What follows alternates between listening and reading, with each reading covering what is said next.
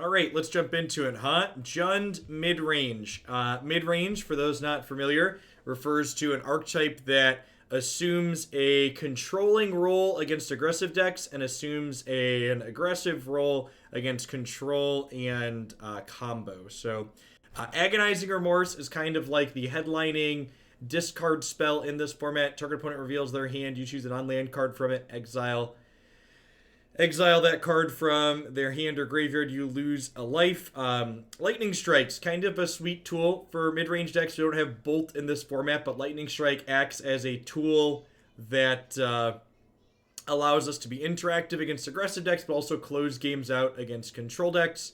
We've got a number of sources of card advantage in here, whether it be Kroxa or Bane of Monsters, putting bounty counters on things. We've also got Radha, Heart of Keld here, which lets you play lands off the top of your library. And Radha pairs very well with Vivien, Monsters Advocate here, which lets us cast creatures off the top of our library. So with Radha and Vivien in play, we can play a bunch of cards off the top of our deck and generate card advantage that way.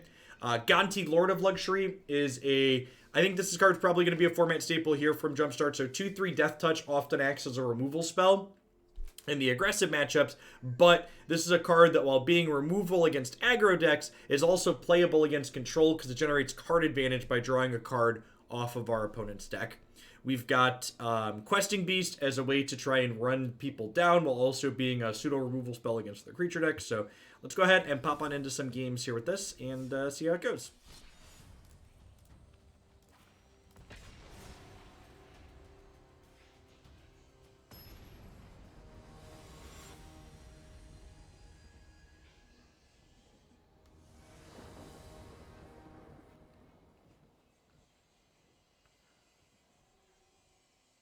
Marty Punker with the absurd tip. Thank you for the support. I appreciate it. Happy Monday to you. We both know you want to. Is this some Memekin? Yeah, I do want to mono red some people. I would be ecstatic to get some mono red into the queue. Thank you for the absurd support, Marty. I appreciate it. Yeah, it sounds fine. Needs to draw some lands, but there's plenty of castable spells even if we miss for a turn. Red Mage Frank, thank you for the very generous tier 3 resub. I appreciate that. Had fun playing the Open. Can't wait for the next one. Keep up the great work. Shout out to Bamonte, Andrew, and Christy, of course.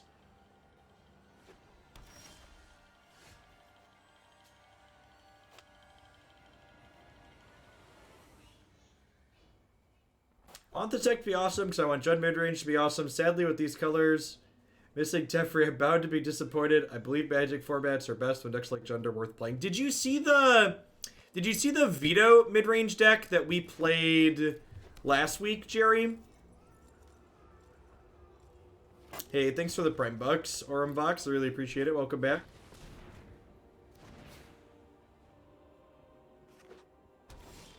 Yeah, like the tokens build from the Open, Red Mage Frank.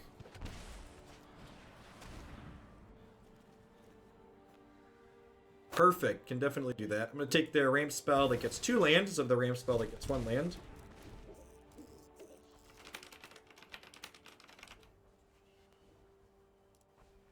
I will tweet out which decks got the sweetest deck awards when I pick them out. So you'll be able to find those on Twitter.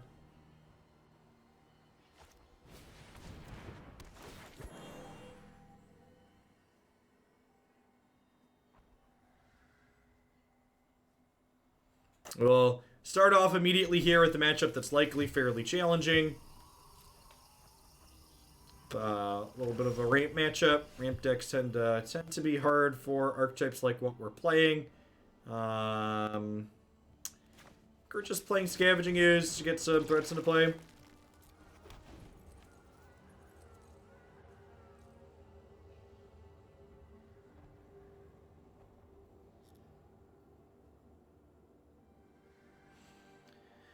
I'm really sorry to hear that, Jerry.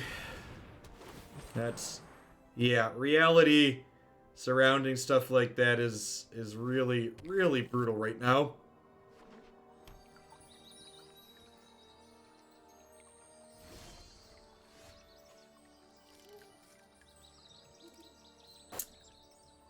This is probably a blank.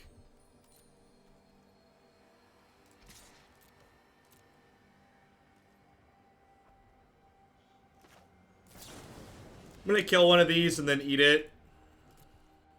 Just start growing this up. So my understanding is a lot of teachers in a lot of states literally aren't allowed to strike, which is insane to me. I don't know the legal details or ramifications of that.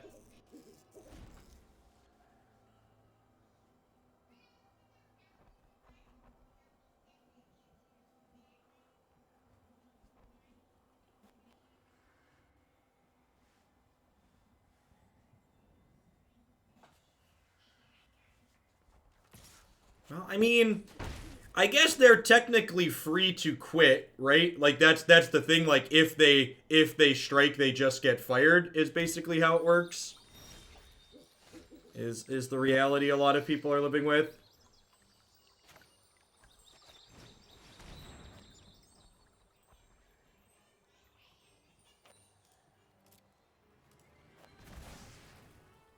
Giant Roots, thanks to the brand new Prime Sport. I appreciate that. Welcome. Just keeping me around.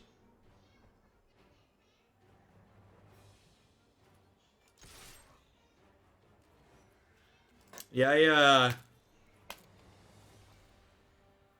definitely a little bit of feeling of helplessness surrounding everything. I'm in Florida. Striking for teachers is legal here. The teachers' union is doing the best they can, but the districts are only legally obligated to bargain in good faith. My family cannot survive without my paycheck. Yeah, that's the situation a lot of people are in, right? Like, there's no social safety nets in the United States, right? So, like, for a lot of people, they have to choose between, like, being able to feed their family and, like, going to work in unsafe conditions. I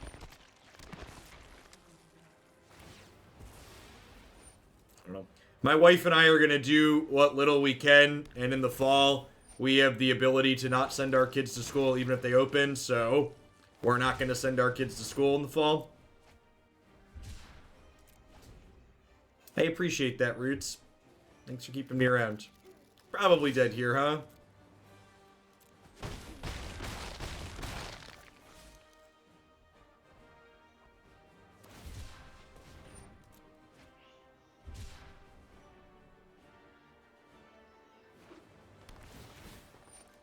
No, they know Thorbrand.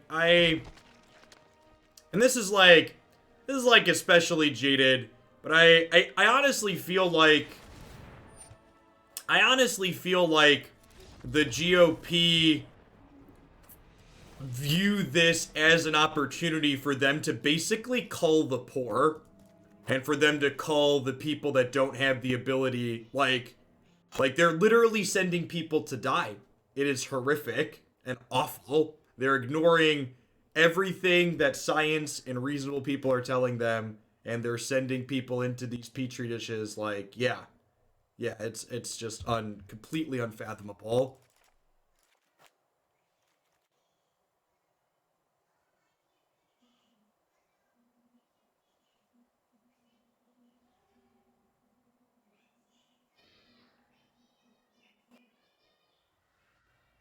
Yeah, and it's not even about people dying, right? Like for every one person that dies, there's another person that gets like really sick and has to go to an ICU. And there's people that like we don't even really know, like this thing is so new that we don't even know what the long-term lasting impacts of it are on people's bodies, right? Like we don't know what things are going to look like in a lot of people who have recovered and don't actually die yet. Think we cut Vivien? Yeah, it's probably reasonable.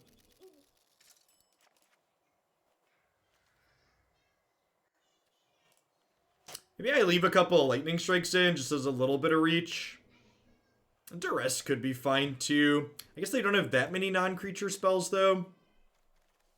I'll put the Last Witch's Vengeance back in. This on zombies at least cleans out the board.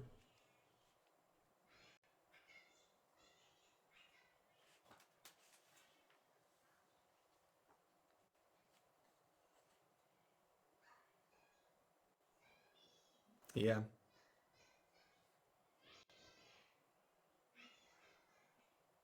It's pretty unfathomable, Jerry. I have a lot of family members that are in similar positions to your father that I just don't. I firmly believe in choosing your family, and people who want to send my children to school to die, I don't count as family, and I don't talk to them or engage with them anymore. And I'm fortunate to be able to do that. I don't depend on, you know, I have a lot of privilege, and we're fairly independent and don't need them for things, so I can just cut those types of people out of my life because they don't deserve to be in my life. People that want to tell me they love my kids but want to send them to school to die. No, you don't actually love my kids. You don't care about them.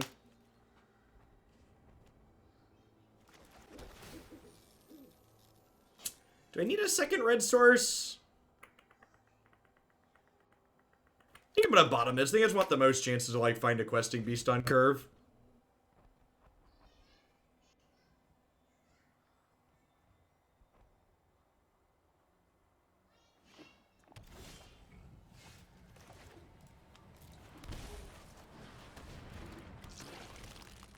Can you stack a prime and a non-prime sub? You unfortunately cannot, Raz Fireman. One thing I've requested that they haven't been able to do yet, it would be nice if people could, like, combine prime with $5 to be a tier 2 sub. Would be really nice. Ooh, that's a good draw.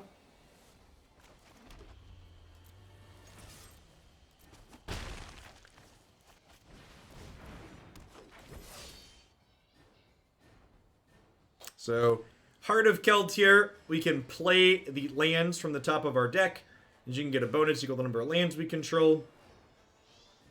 Have a 4th land rolled up here, so we're going to get to Gonti next turn.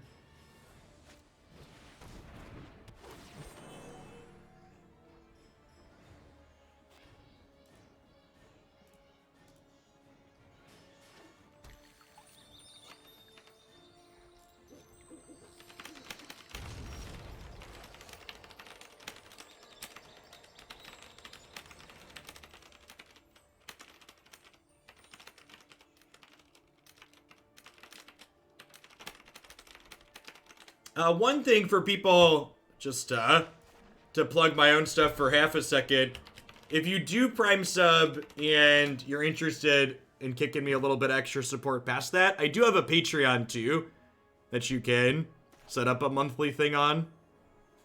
You could also just send a donation and bump something in the queue too.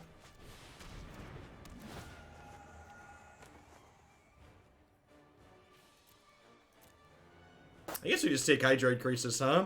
I have a trophy already. Do I want a second trophy? I've had a Patreon for forever. I just don't really plug it.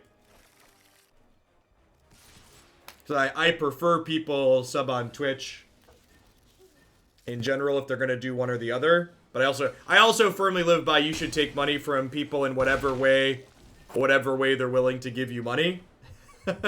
So have all the avenues open. Everything but Bitcoin is great, because Bitcoin I can't really turn into a way to pay my mortgage.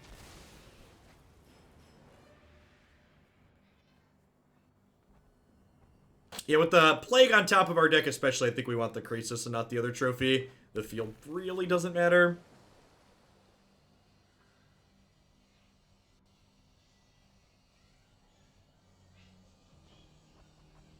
Yeah, we need to. Someone asked what we're doing with the kids. Yeah, we've been doing homeschooling stuff since the kids came home in March, and we're continuing to do stuff over the summer as well.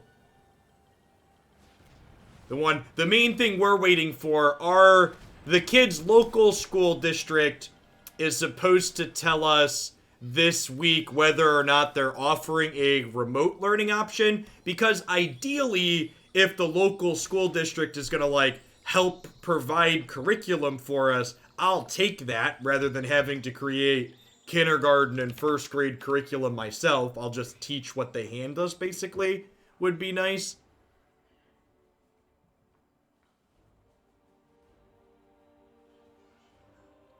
I think we're gonna go ahead and attack to start here. See what they do. 4, 5, 6. Yeah, even if they fetch with this and grab a forest, they're not getting zombies, so. Razman Fire, thank you for the tier 3 resub. I appreciate the 2/3 of a year. Welcome back.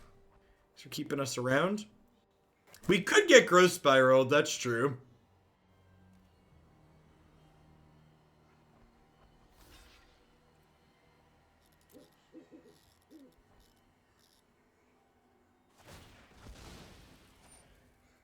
Oh, you know what? I didn't play this land yet. Are they going to kill my Heart of Keld here? I think they're going to kill my Heart of Keld, and that's where they block Scavenging Ooze. That's unfortunate. I'm going to miss this land off the top of my deck.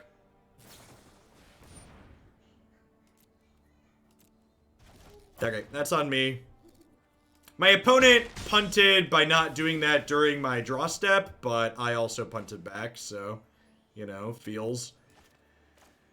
Maybe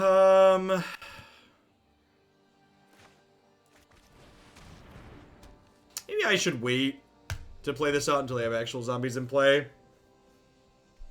As a general rule, you should play the land. Yeah, but it, like, wasn't strictly that easy, because, like, their plays in combat could have dictated whether or not I wanted this land to come into play untapped. So again, like, saying you always do this or never do this doesn't really strictly apply. Because, like, again, if my opponent has a removal spell and is playing properly, they should be killing this before I get a chance to play a land with it. Like, at latest, it should be happening during my draw step. Sky Zeros rule the world. Thanks for the 13 months. Hot Dog Water. Thanks for the 20 months.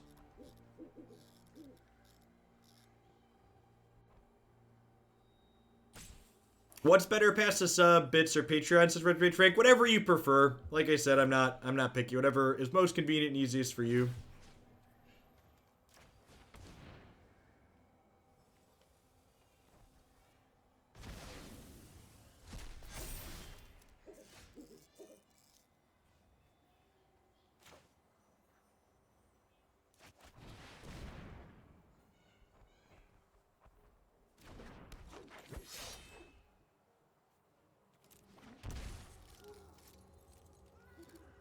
This is the first match with this deck. Second game. We're down a game because we're playing against Ramp.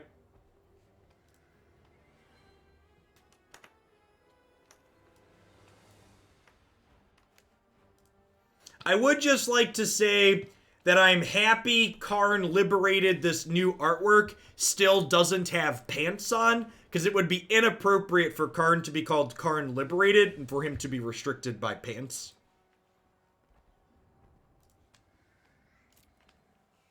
I don't believe I have goblins in the queue at the moment.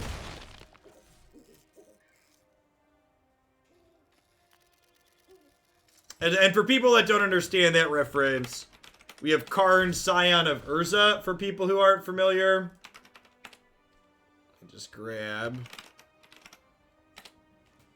Karn, Scion of Urza. We often refer to this as corporate Karn, because he's wearing lower body coverings here. He is not liberated. He's working for the man. He's working for Urza. He's a little restricted in what he's allowed to display himself as.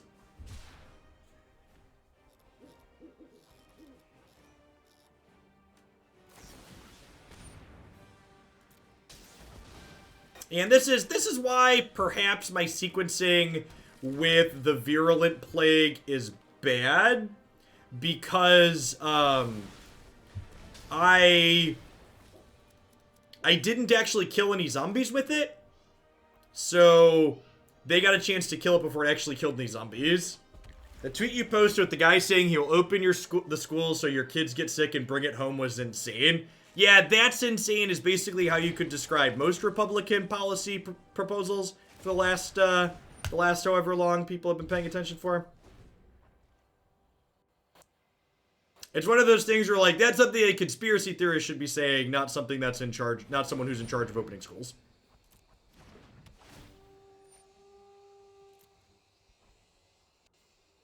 Karn should cover his nipples. Did I just miss lethal by giving them a zombie? No, we're going to their turn. We're not going to my turn. Yeah, it was my EOT. And I think we're probably dead here at this point. These Field of the Dead decks are basically the gatekeeper for mid-range decks in this format. This is why the Veto Rock deck that we had played, I think, is probably one of the better mid-range style decks you can be playing in this format. in large part because it gives you the opportunity to combo kill these ramp decks. I think Tarmogoyf would be too good for a strike deck. No, definitely not. If anything, there's a chance that Tarmogoyf's not playable.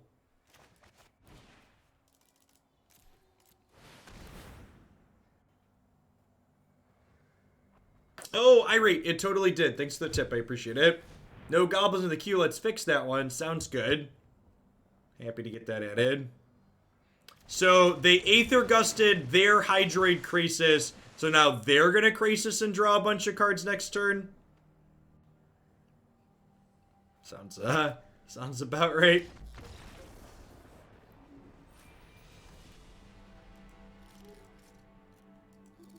Podium says, the Vito Rock's been awesome. I watched the video of it. I've been playing it since yesterday afternoon, and I love it. That's fantastic. Yeah, Vito turning Thragtusk into, like, Vito turning Thragtusk into a Siege Rhino is quite great.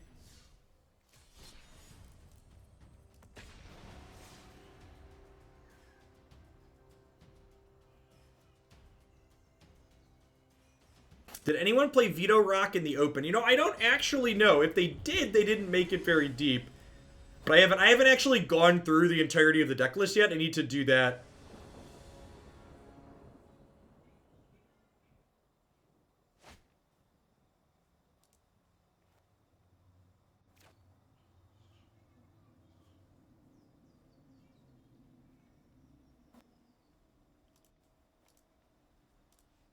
Devin actually picked out the... Yeah, I haven't awarded the 2 Sweetest Deck Awards yet. I think I'm probably going to give one to the Blue-Green Climb deck, because I'm a sucker for Blue-Green Climb, and that list had some good innovation in it. I need to go through the rest of them. Elf. I'm going to bottom cloak this here. Against turn 1 Elf, I probably want some removal spells.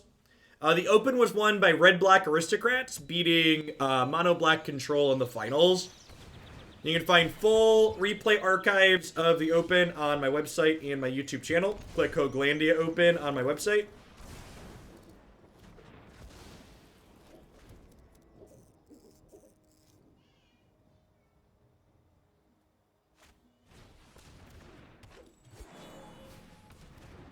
Alright, I have not 1, not 2, but 3 copies of Kill All Creatures of a particular type in our sideboard. Ready and waiting for these Elf and Goblin matchups. So that'll be fun. Get to get them a little bit next turn.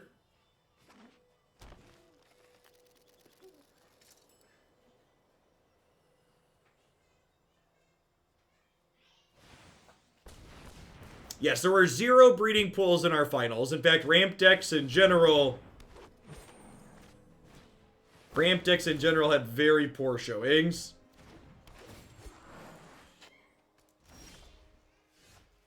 Pretty unfortunate that we have Beast Whisperer come down here. Need a removal spell ASAP for this, so it's likely going to bury us. I think I want to play Heart of Keld out here, because Heart of Keld gives us the best chance to draw towards removal.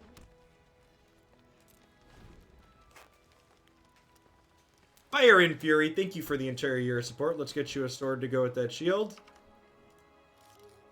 Watch the full Glenny open it. It was satisfying to see you excited about Magic. Yeah, I big agree. The weekend definitely renewed my excitement to play Historic and Magic in general a little bit, which was nice. Nice to see that the game I love is still hiding there behind Teferi. Yeah, I don't know that we're gonna ban Wilderness Reclamation from the next Open, because I kind of feel like Wilderness Reclamation probably isn't overpowered in Historic. Teferi will definitely be banned, though.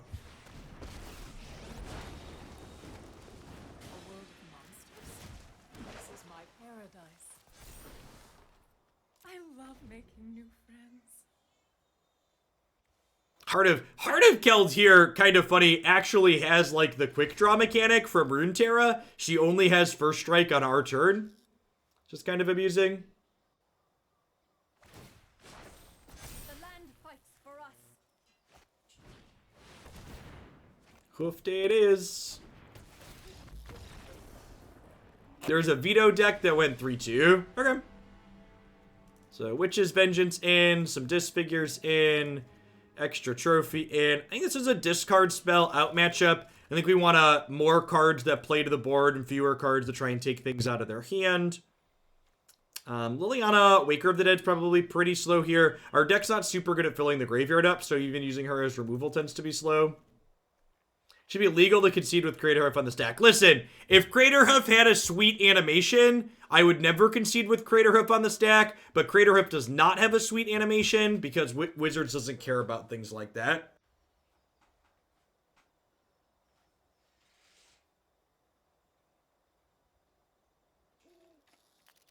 I don't know. I think there's a lot of things in Magic that lots of people find unfun.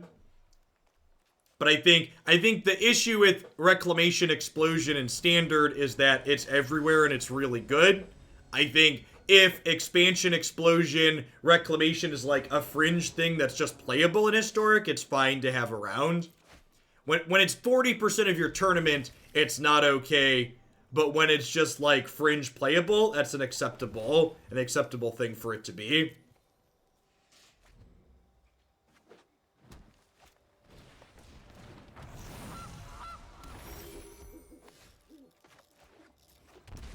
I'm not gonna cook the goose. I'm gonna wait and see what they play here. We could see like turn 2 Beast Whisperer. Nice, Nelly. For people that want to bookmark their calendar for the next open will definitely be Sunday, August 16th. That will be after Amonkhet Remastered releases, so those cards will be legal for that tournament.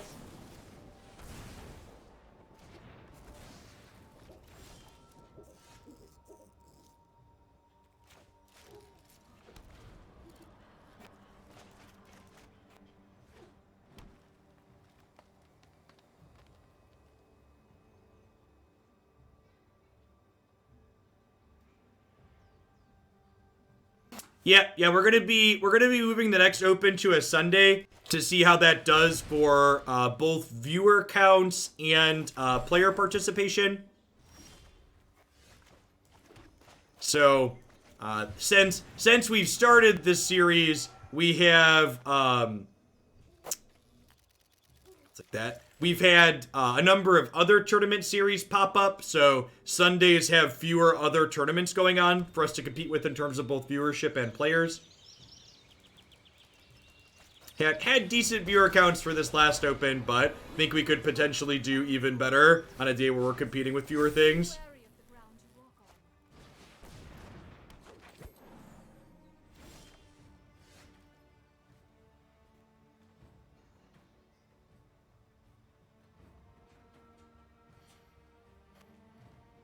Do I leave this alive? So the problem is, if I leave this alive, they're going to get to start activating Leyline of Abundance. So I think I just need to do this for Elf. Before this gets going.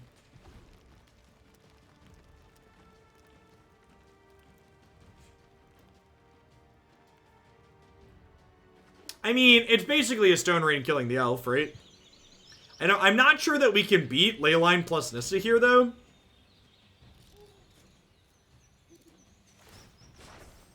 Harness the elements.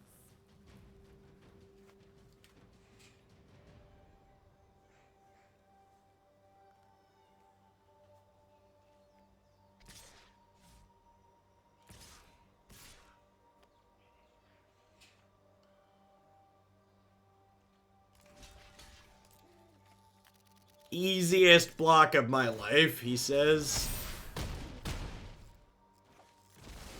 Gonti's got Death Touch. So, Questerson, smack you. Smack Nissa.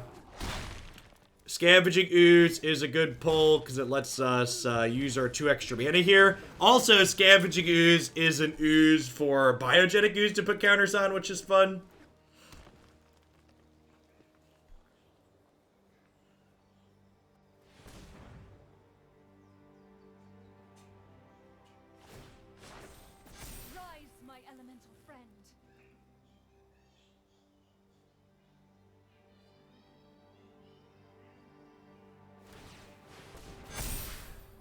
I'm going to trade with the 5/5 here if they offer it.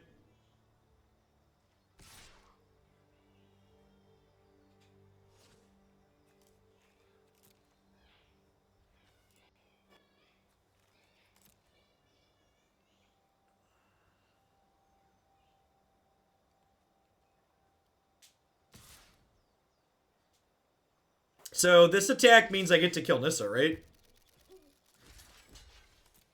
Maybe they have a Landmore Elf or a 1-drop here?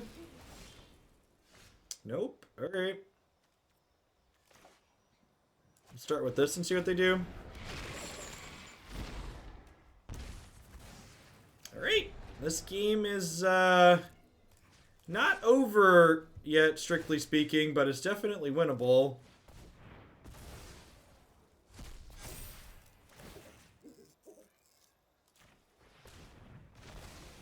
He does not have reach, unfortunately.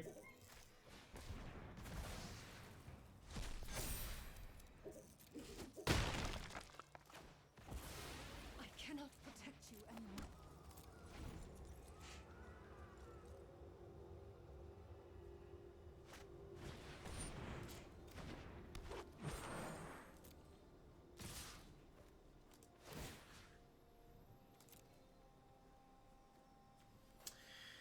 Do I want to eat my own graveyard? I think the answer is yes. It means I'm not going to be able to escape this Kroxa, but gaining points of life and making my Scooze bigger feels right.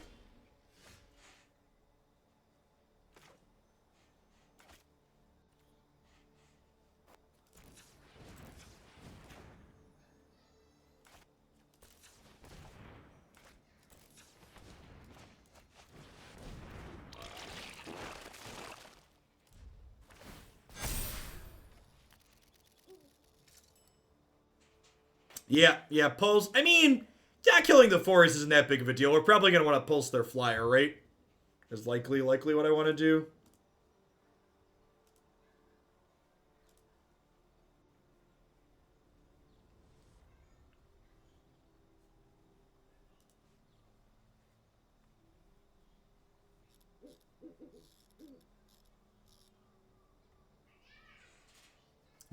Their Biogenic Ooze. Going to beat them down fairly quickly here.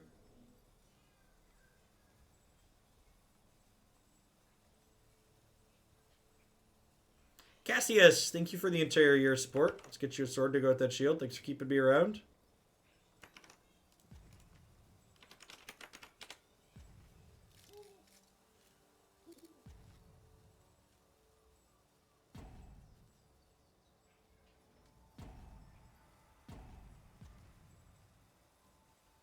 Opponent disconnected here, trying to figure out how aggressive they want to be, maybe.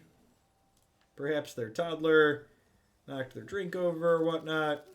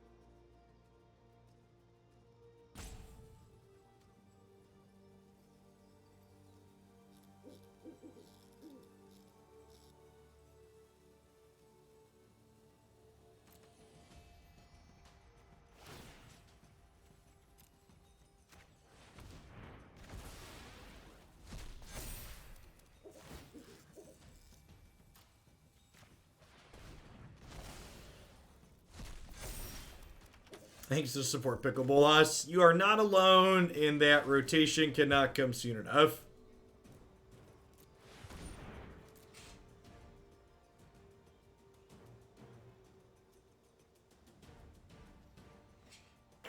Rotation is early October, right? Do we have an official set release date for Zendikar yet? Anybody have a source on that one?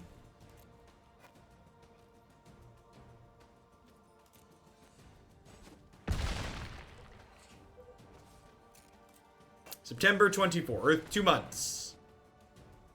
Little over 2 months.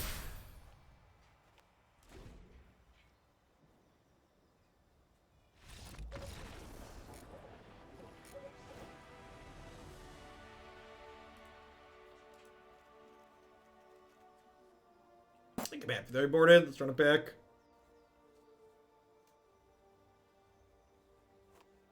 I mean, the actual answer is, Lara, is that people who are, like, in Twitch chat and watching Magic on Twitch are probably a little bit more plugged in and engaged with what's going on than the average consumer. If Wizards was actually, like, experiencing player loss and numbers were down, they'd probably be more reactive than they are.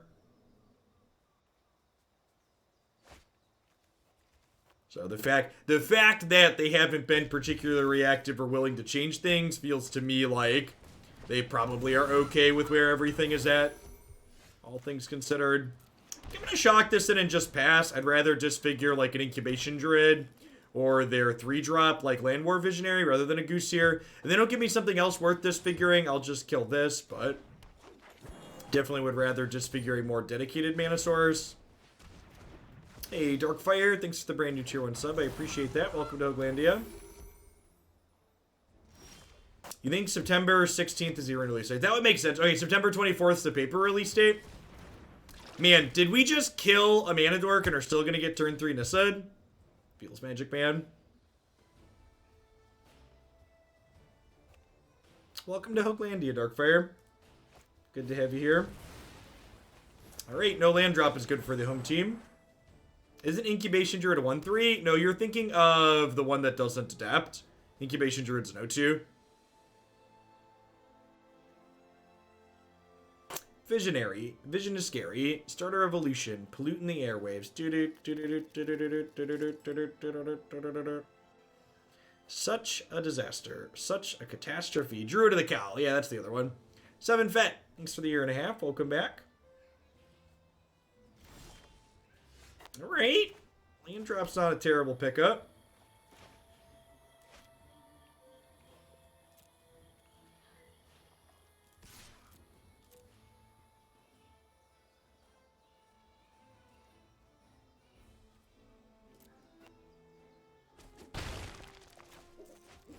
Not a red source for Heart of Keld, but at least we get to keep working up towards the Monster's Advocate here.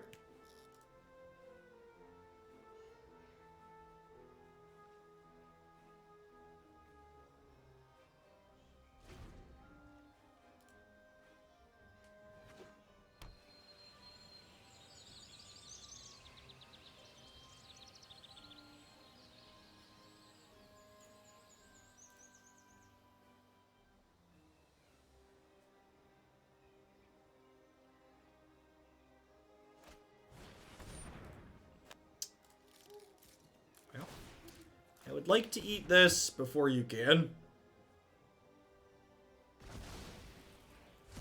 Trying to make a Jinx deck work in Rune Tear, but it's not quite there yet. The discard synergies are supposed to be getting a buff in the patch that's going out Wednesday. So we'll see what that looks like.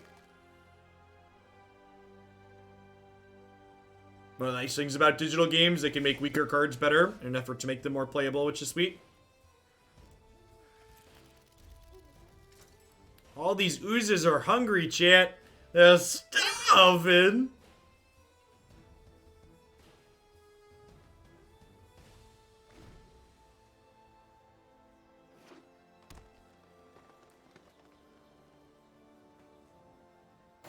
On the note of competitive Magic, there is a Magic Pro Tour this weekend, right? If I recall correctly. Mythic Championship or whatever we're calling them. I don't know what the technical jargon is. Let's get that one right on out of there. Alright, for people that haven't fought Scavenging Ooze Wars before, Alazinator, thanks for the 5 months. I appreciate that. Welcome. Players Tour Finale, whatever you want to call it. So they ate, and then we eat in response. Really weird of them. Bad sequencing on my opponent's part here for them to activate their ooze in response. They should have waited till my turn or given me a chance to make a mistake and do that there.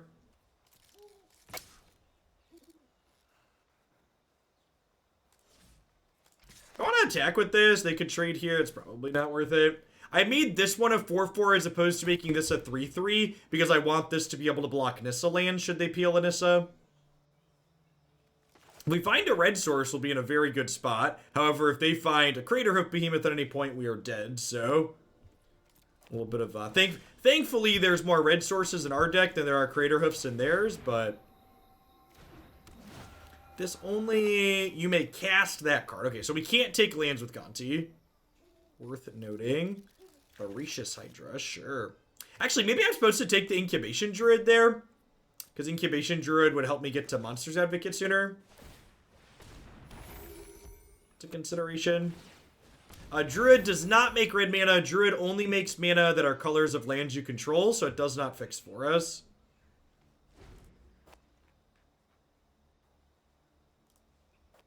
You're thinking of Paradise Druid makes mana of any color. Incubation Druid helps you get your second colors, does not help you get your first colors.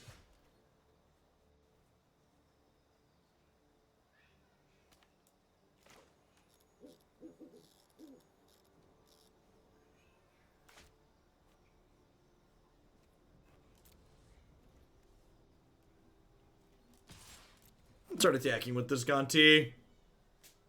They want to trade off for it. Makes food for the Scoozes. Although I guess if they make food for the Scoozes, they have way more green mana than I do, so maybe this attack is bad. I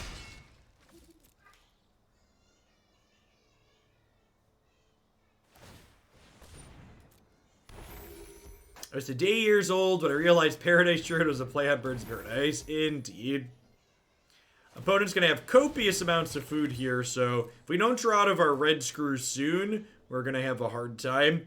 Yeah, definitely think I should have taken the Incubation Druid rather than this Voracious Hydra.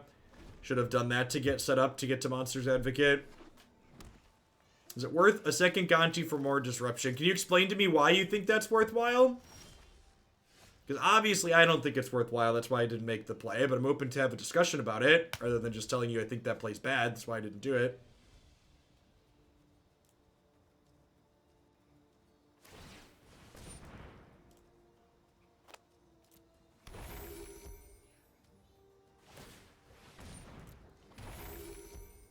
Should Goose be Paradise Goose? Maybe.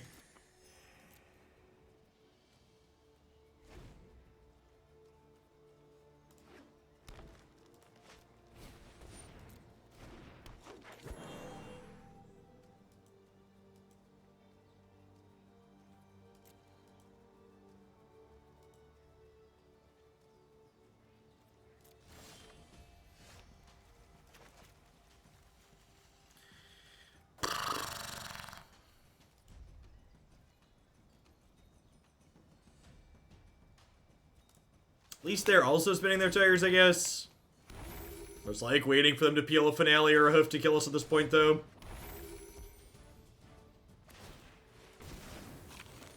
You know, it's actually kind of funny. If we draw Witch's Vengeance at this point, we're probably naming Ooze with it, huh? And it's like killing these and keeping this alive. You feel like their late game is better than ours? I don't think that's strictly true. I think they have a combo finish in their deck, and if they draw their combo kill, they're better off than we are. But like their deck on average does not have their average card quality is much lower than ours. Morning, nerd girl.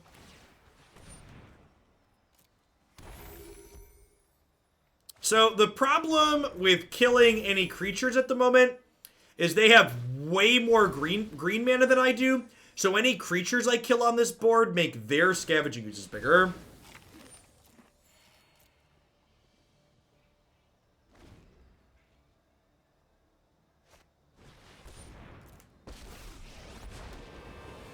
Strange and magnificent world. Opponent could also draw a green ley line at some point here, which wouldn't be great for us.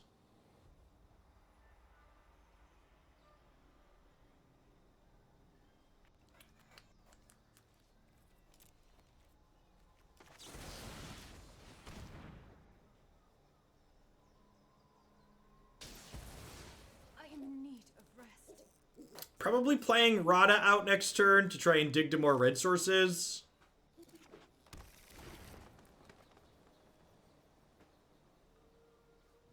It's an ideal sequence. We like draw Witch's Vengeance and then like Radha into cast Witch's Vengeance. Well, it's not the second red source I wanted for Christmas, but we'll take the free land, I suppose.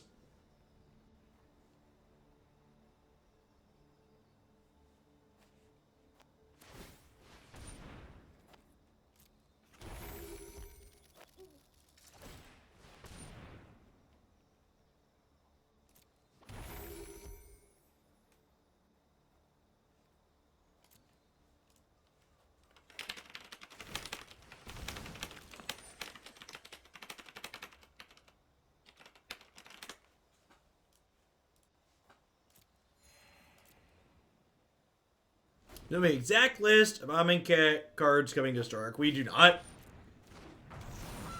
I assume they'll start putting that out after Double Master stuff happens. They often try to only hype one thing at a time. If you haven't seen us play Tempered Steel before, it's an archetype that we've played in the past. There's a video of it up on my YouTube channel / website.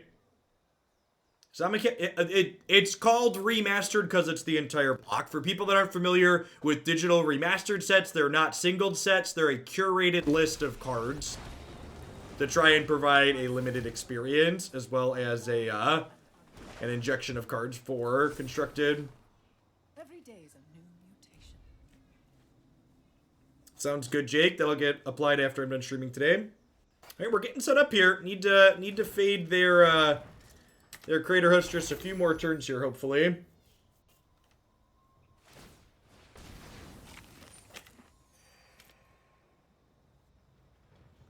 So with Vivien and Radha set up here, we're able to play lands and creatures off the top of our deck now, which is sweet.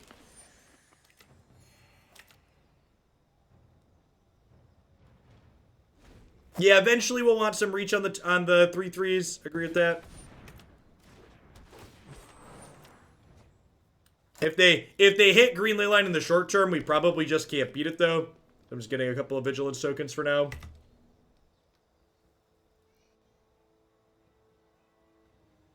Yeah, I had that thought too. Really hope they let us purchase booster packs of Amonkhet Remastered. That would be ideal. Do you think they're printing too many products? Not digitally, in paper maybe, but I also don't really have strong feelings on paper, so. Vivien's -2 lets us shuffle our deck here, which is nice. I think I'm just gonna Croxa them. I guess Chevelle's probably fine. That's gonna let me draw some cards and gain some life, which is nice.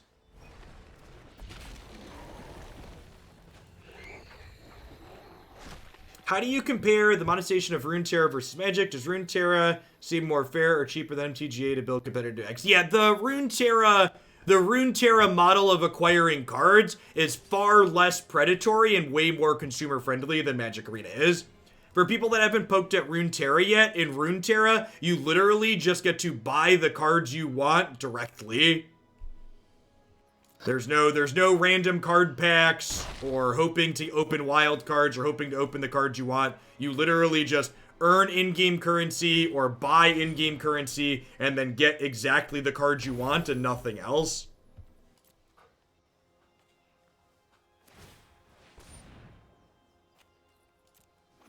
Oh yeah, they have Ooze, so Crox isn't too much. That's fair.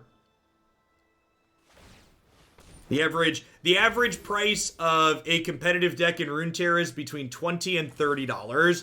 The most expensive card type in their game costs $3 to buy, and you can only have 6 copies of those cards at maximum in your deck.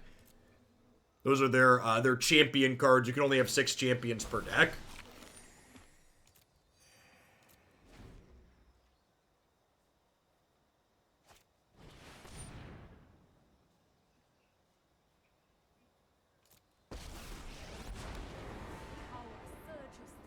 how do we win from here? I mean, I think a better question is, how do I lose from here? Sans my opponent drawing Craterhoof Behemoth, I actually think we're incredibly far ahead at the moment.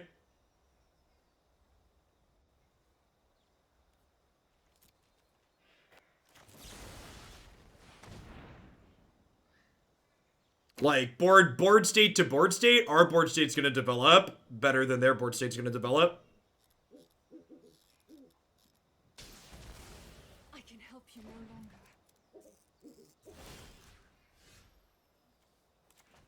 I'm going to kill their Scavenging Oozes here.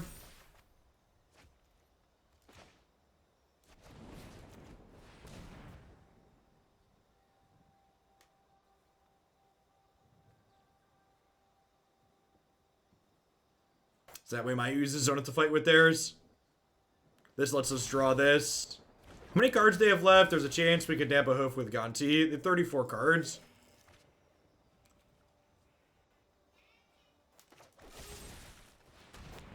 Okay.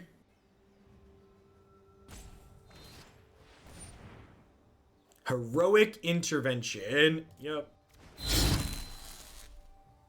It is so incredibly offensive that they've not fixed that sound bug yet.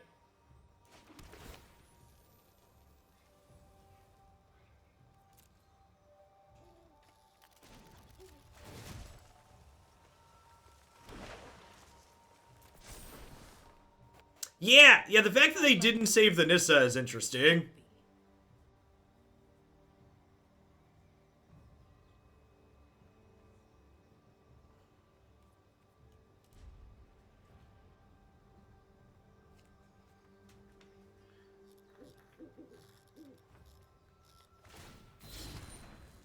Yep.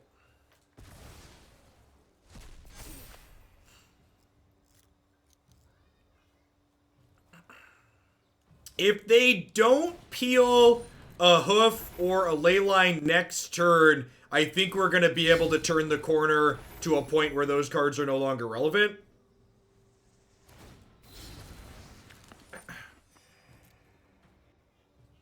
We're going to be able to Lightning Strike this Ooze next turn, Witch's Vengeance, clean up a bunch of their elves, and then start growing our Ooze, and our board state will be big enough.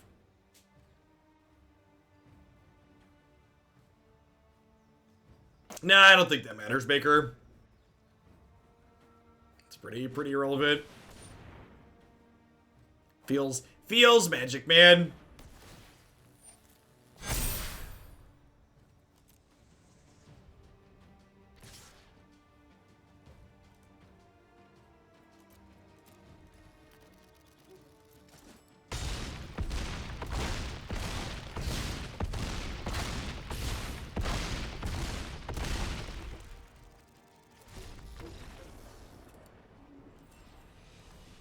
Yeah, I'm gonna play one more with this, but believe it or not, I think this fair mid-range deck is probably unplayable.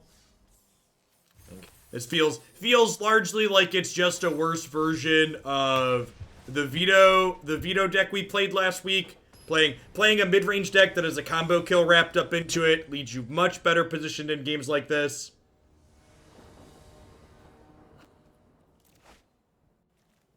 This deck's just a little bit too slow and fair for Magic in 2020.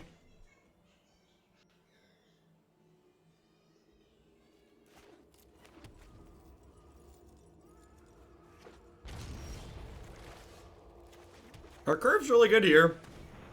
Discard spell, Heart of Keld Gonti.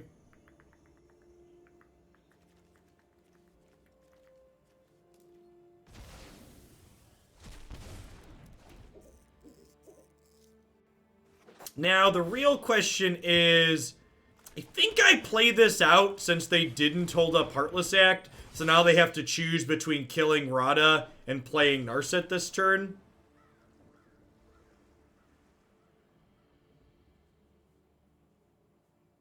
Which of the three magic archetypes is this deck? Combo, ramp, or combo ramp? Asking the real questions. See if we can get a land with this. Brick. So obviously they can Oath here, but then again, at least they're not playing Narset out this turn, and then next turn I could go Remorse into Kroxa on them.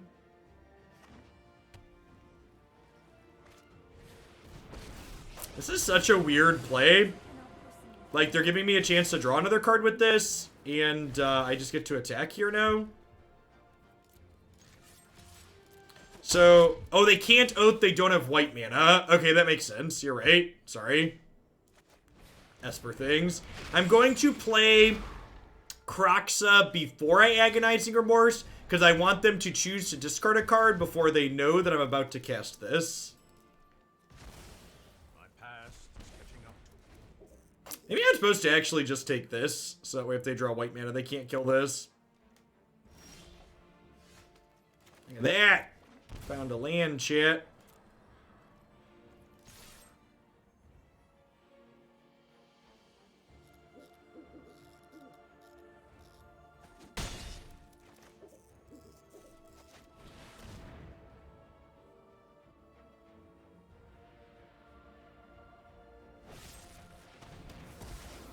I want you to know that when you said in the last game, if they don't draw Hope, we're going to be at a point where it's not going to matter. I thought to myself, which means they're going to draw it, right? Yep. You're not wrong. You're not wrong. We will adapt to any threat.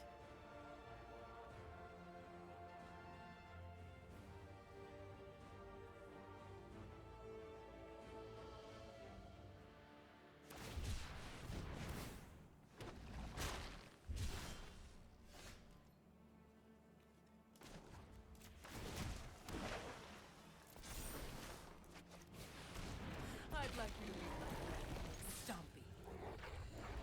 Stompy. It's okay, yeah. We're supposed to hoard these, something like that, Bob. Listen, I don't judge people. You can use your channel points however you wanna use them, okay?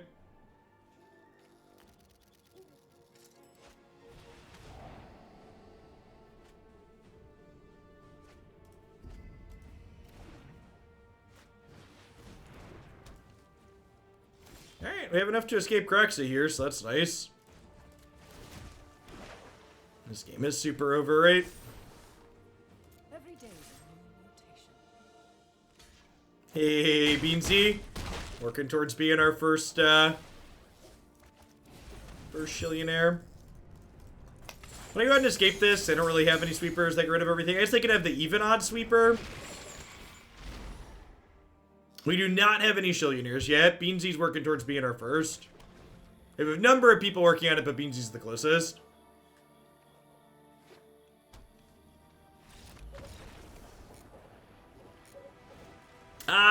Is there anything that more truly embodies the Esper experience than our opponent missing their colors of mana and then dying? Shev's pretty bad against control, especially with Narset being there to lock us out of drawing extra cards.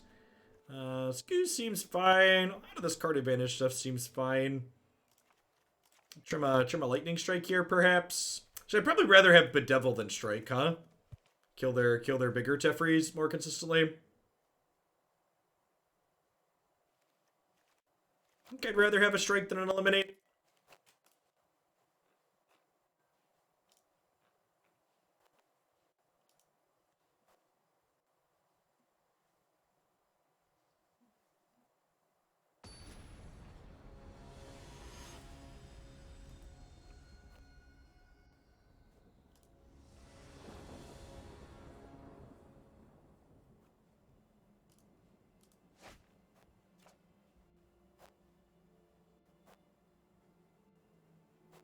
Shev is fine against Narset. It's not really... Especially with Questing Beast, you're frequently killing Planeswalkers on your turn, and a 1/3 Death Touch is just like a bad stat line in this matchup. So wholeheartedly disagree that Shev is a card I want here. Second Duress is great. Lets me go Duress into tapped land Duress here.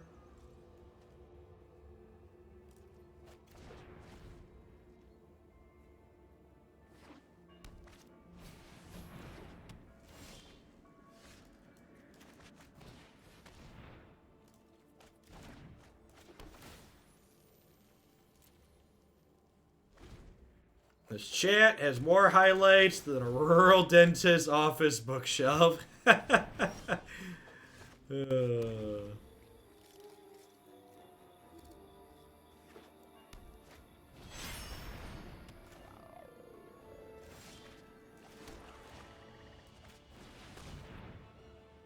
I seek the face.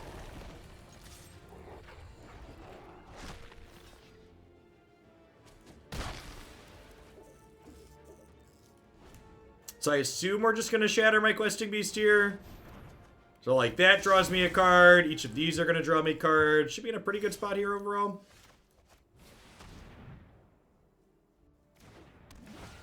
Hey, Stuab. Thanks for the brand new Prime support. I appreciate that. Welcome, welcome.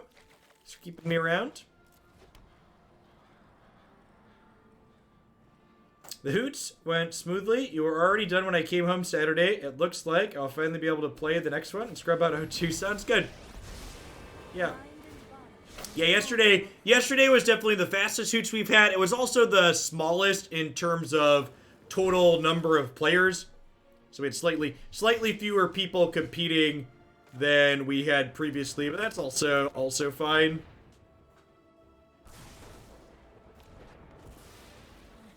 The shorter. I thought about it, and Christy and I talked about it, and I think there's a chance that having an entry fee is why we had a lower total player count. But like, I'm also not convinced that having a lower total player count is strictly a bad thing.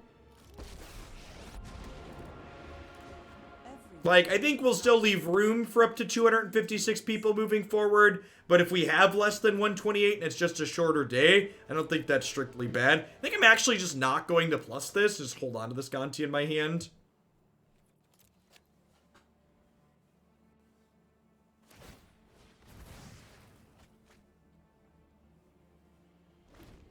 Well, for reference, $1 from each entry fee goes to MTG Melee, and then Cool Stuff Inc.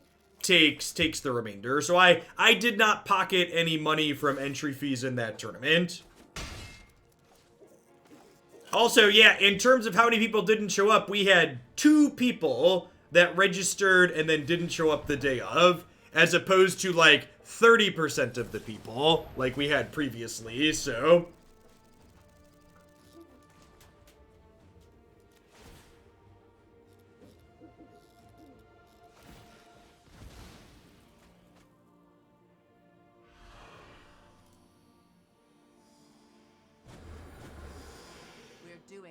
My way.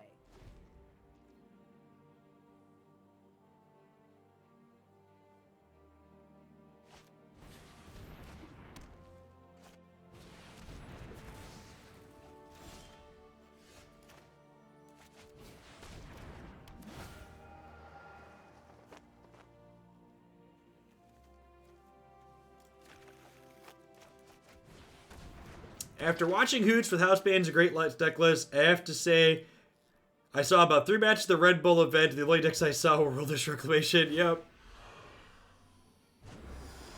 You think too much. This ult's at 7. I know, we need to move quickly.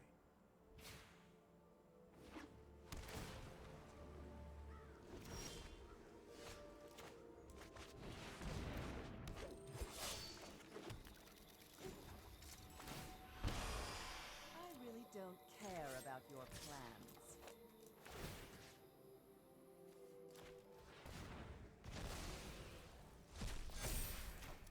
I guess I could have killed Teferi with just the Ooze here.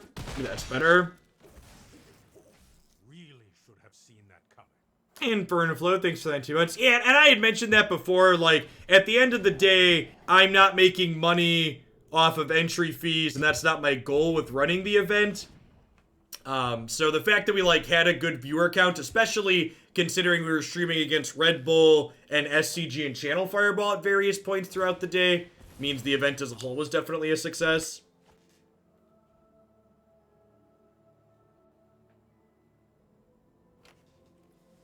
So ultimate 2, you get an emblem with beating combat, put a creature in graveyard into play under your control, it gains haste.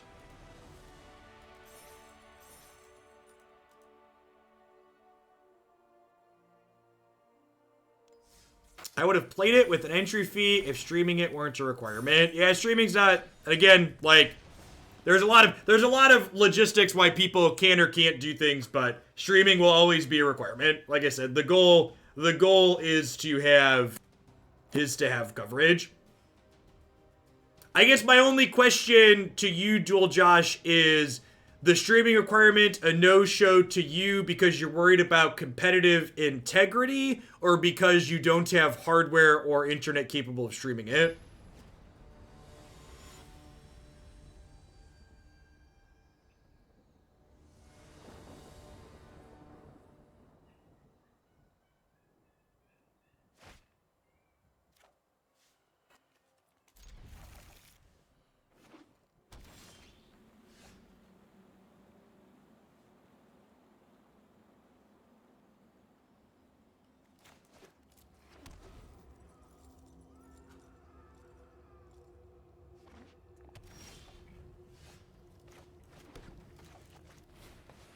How's this deck been performing? Really bad against ramp decks so far, which probably means we're about to get dumpstered.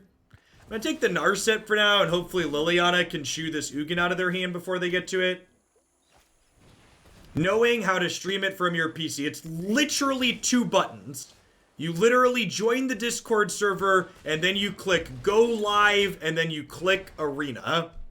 So if technical know-how was stopping you from streaming, it's literally join Discord, join the channel, tell it to share your arena window. It's super easy.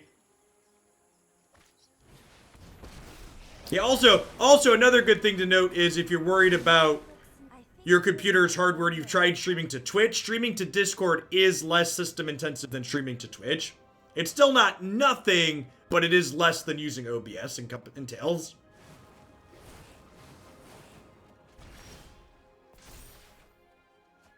It always makes me chuckle when I hear people who are on the left coast who are like, I can't play in the tournament because it starts at 7 a.m. PST. It's like, y'all must really not have kids if you can't ever wake up at 7 a.m. on a day. Like, what are you doing?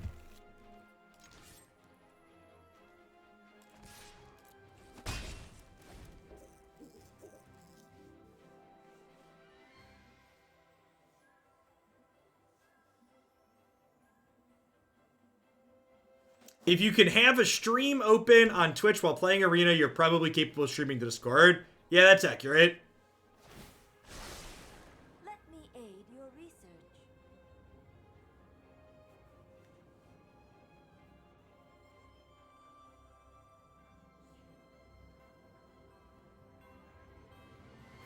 I live on PST. I don't have kids. I set an alarm for Hoots. It worked. Yeah. Yeah, I was always, when I played a lot of tournament Magic, I was always one of those super nervous players. Like, the night before, I was always like double and triple checking alarms. Just like, really don't want to miss.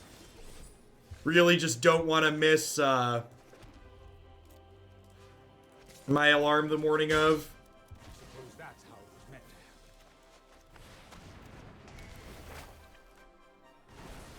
happen. I don't know. I mentioned in there people saying it, they probably don't have kids, because, or at least not small kids, because, like, for example, my body is up and awake by 6 a.m. most mornings just because that's when it's used to getting drug out of bed by children.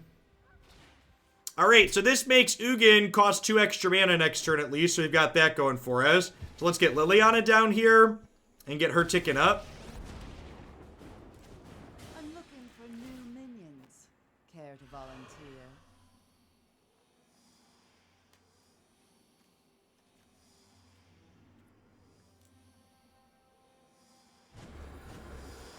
We're doing things. Maybe I'm supposed to discard Questing Beast here, so that way I can Conqueror's Death it back. That's probably what I'm supposed to do.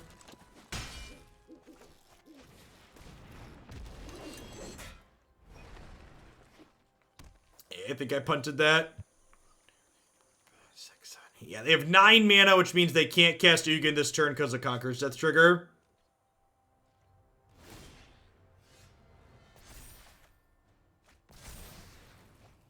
Yeah, I messed that up.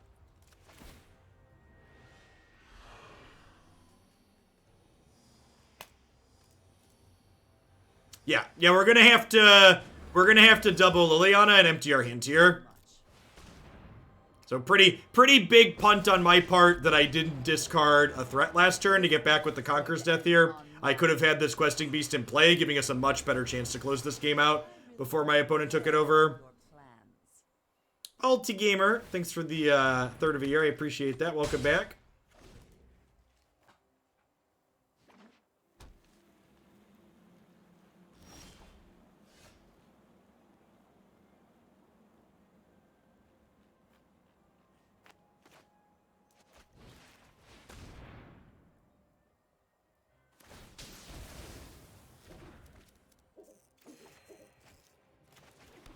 Yeah, that's something we could explore in the future too, Jin, is capping the event lower. If we're gonna have fewer people. I don't know, I don't want to reduce the player cap for the next open, because I think there's a chance we'll have more people sign up for the next open after seeing how this one without Teferi went for people.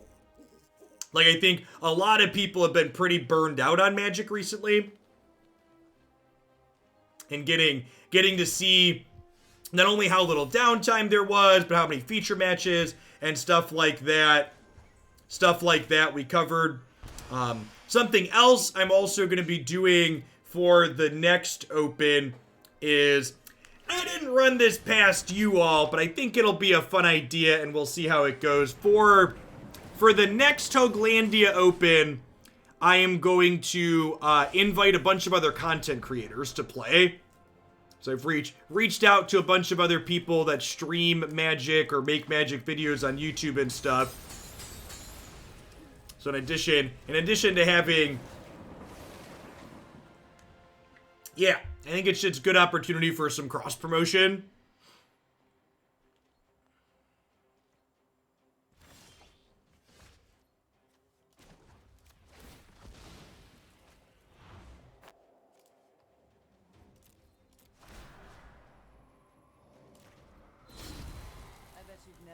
Necromancy this good.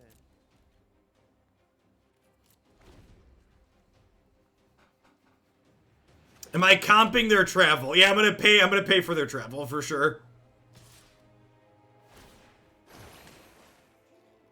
So if I block this, they can escape it back into play this turn, but that's also good for me because Gonti dies, which means I get to get Gonti back next turn with my Liliana emblem, which lets me draw another card off their deck. So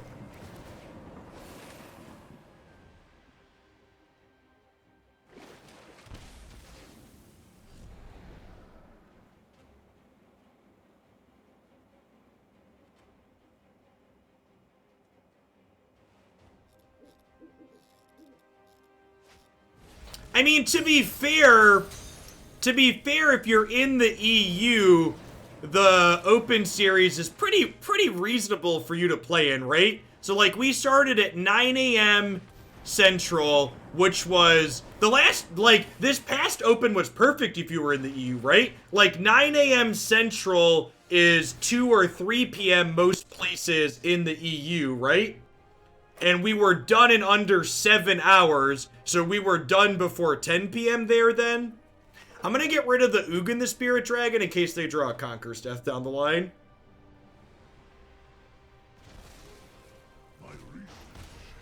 If we go a little bit longer, I could see it being inconvenient, but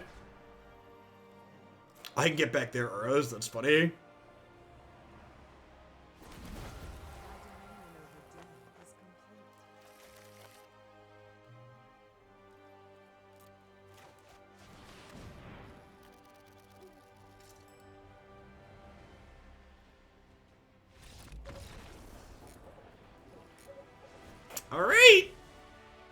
All right, we took game 1 against the ramp deck, chat. We took game 1 against the ramp deck.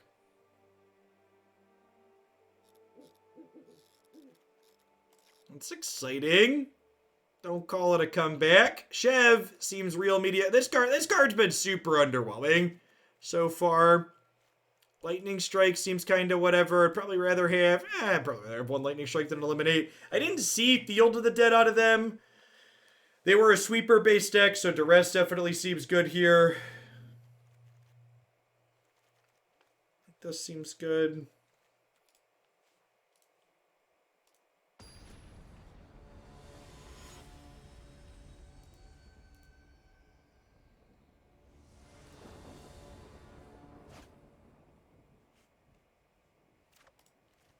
Someone had asked, by the way, if the next open was going to be historic. All of the opens are going to be historic till rotation happens. Which, I guess, if rotation happens on Arena September 16th, this might be next month might be the last open before rotation, right? Now, this was a viewer submission.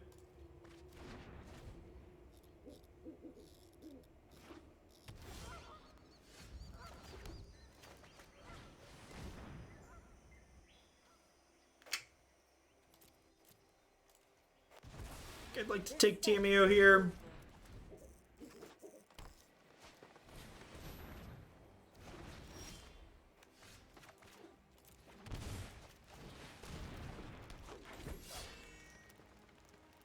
We've been alright, Vin.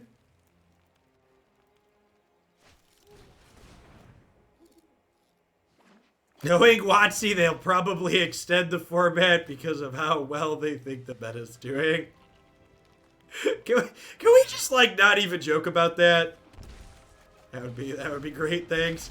I know that they're gonna shatter us next turn, but, like, I have another questing beast on top of my deck, so, like, getting to cantrip this sounds appealing. Like, I'm basically, like, playing this questing beast as, like, gain 4 draw, or deal 4 draw card, which I think is fine.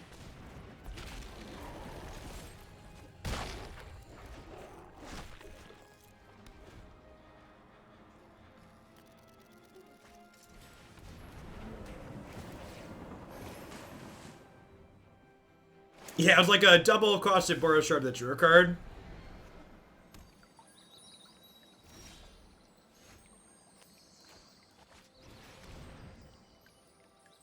Show me all secrets.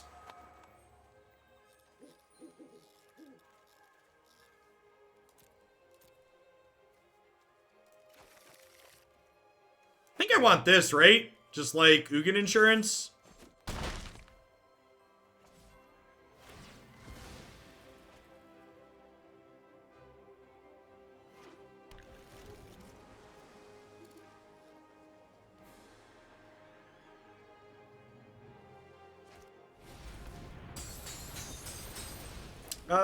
We've done deck queue points for past prize pools, Thorbrand.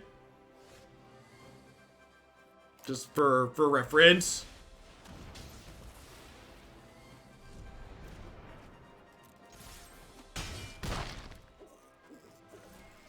Has been okay, Worky.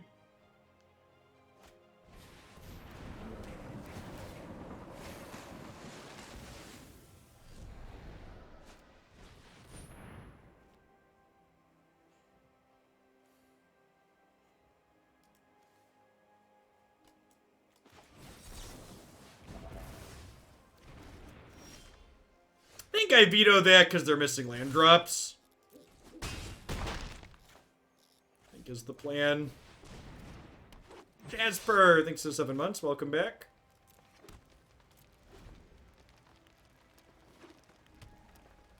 Shatter me, daddy.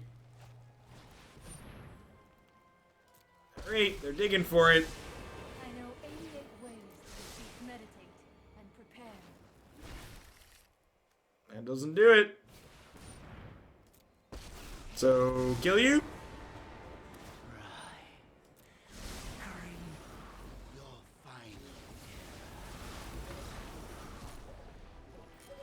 Ah, no worries, Odium.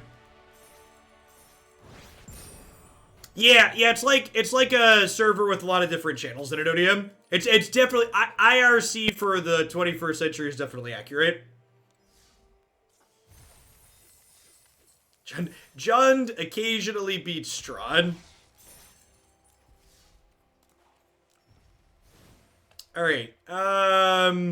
Shev was super unimpressive and underwhelming. Kroxa did not feel good with Scavenging Ooze competing for my graveyard. Scavenging Ooze felt super reasonable and would probably play for... I don't know how I felt about Klothys.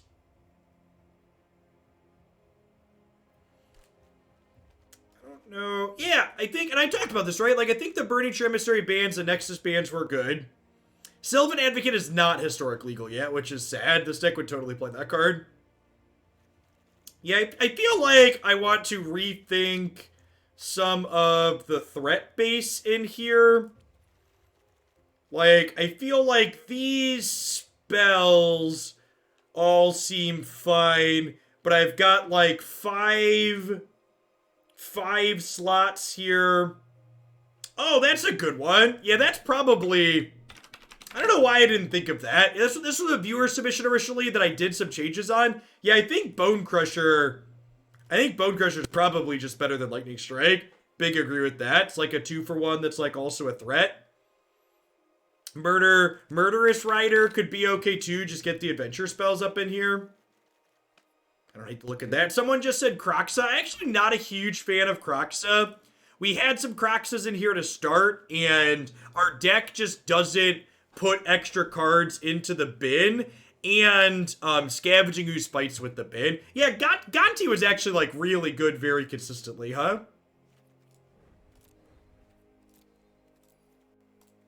I could see something like that. Yeah, so we had like a little bit of a rough first game against some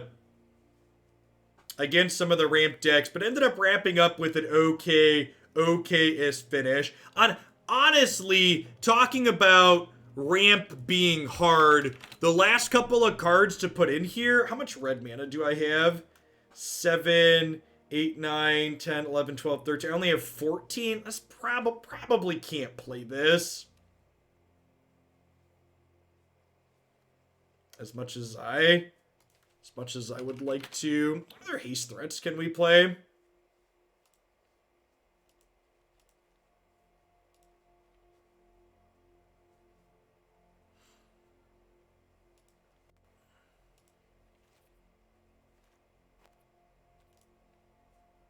Yeah, I don't know. Like, there's a lot of good 4s. Like, what's it called? Rekindling Phoenix should also be okay. Double Red's kind of hard, I guess. But, like, our 4-slot super gunned up. But, yeah, something like this. This deck definitely ended up feeling better than I was expecting it to feel. I think some small changes, like Bonecrusher Giants here, more Scavenging Ooze, more Gonti, just, like, playing more of the cards we like is probably a good direction to go in. Cut some of the lower quality cards, like Shev. So the issue isn't having slots or having too much cop into Crappy Lawyer. The issue is that in order to play Embercleave, you probably need like 16 or so red sources, and I currently only have 14 red sources, so I don't think we can cast Cleave consistently, and I've already got double black and double green cards, so like... Yeah, I don't think 3-mana Vivien's very good. Our total creature count isn't that high either, so she's frequently going to miss on her down tick. All right, what are we doing? We've got a second historic deck we're going to get to today. We're going to be doing 2 historic decks to start the stream every day this week. I'm going to hit a quick ad roll while I get everything set up and flipped over. But when I get back, we are going to kick the tires on Tempered Steel again. This deck was really sweet last time we played it. I'm interested to see if it still feels reasonable today. Thanks for hanging out today, folks. Don't go anywhere.